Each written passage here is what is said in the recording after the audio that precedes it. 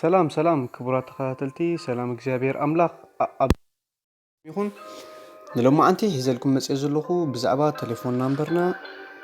ከመይ ጌርና ንፈልጦ ተጠሊፉ ከም ዘሎ ተጠሊፉ ተኮይን ድማ በከመይ አረጋግጽና ንመልሶ ይክኸውን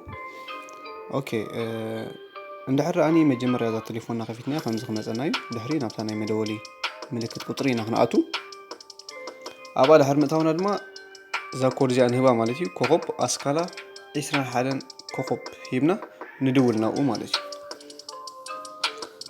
ሕጂ ኦሬዲ ናቲ ኣይተጠልፈን አሎ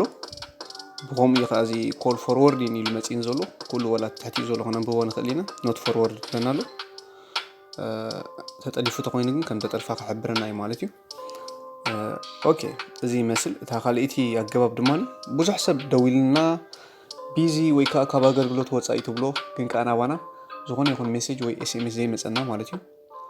ስለዚህ ዝኸ በከመይ ነራጋግጾ ወይ ካብ በከመይ ንመልሶ ክንብል እንድሕዳን ኮይና ኖርማሊ ሲምፕሊ ትሪክስ ኮኸብ አስካላ 32 አስካላ ድሕር ምግባር ንድውል ማለት እዩ እዚ ምዘወልና ሕጂ ኮል ፎርወርድ ይኒሉ ይብናሉ አነ ሕጂ ናይ ዘለኹ ሃገር ስለ ዝኾነ እዩ ቮይስ ይሉቲ ናምበር ሂብ እንደሎ ከከም ሃገራቱ ኸ ናይ ካልእ ሃገር ቁጥርታት ክፈላለዩ ይኽእል እዩ ምስቲ መእተው ናይቲ ሃገር ናምበር ማለት እዩ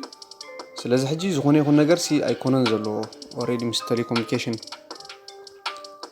አው ይድዕቀብ ዘሎ ማለት እዩ ሕጂ ከምዚ ምዝመጸና ከአ ኦሬዲ ሕጂ ዝኾነ ሰብ ክድውለልና ከሎስ ናባና ክመጸና እዩ ኣይከጋጥምና ከም ትጸንሐ ማለት እዩ ኦኬ ተጠሊፉ ምዝኸውን ከበከመይ ንመልሶ እንድሕር ደኣ ክንብል ኮይና አፍታ መጀመሪያ ድራአንያ ዘይተጠልፈት እንድሕር ደኣ ኮይና ከመይ ክትመጸና ተጠሊፋት ኮይና ክትሕብረና ንዓ ንምምላስ ድማ አስካላ 002 አስካላ ብምግባር ንድውል ማለት እዩ ብድሕሪኡ ፎርወርዲንግ ኮይኑ ደሎ ክንመልሶ ኢና ማለት እዩ ስለዚ በከምዚ ክትረጋግጹ ትኽእሉ ኢኹም ቴሌፎናትኩም ተጠሊፉም ዘሎ ማለት እዩ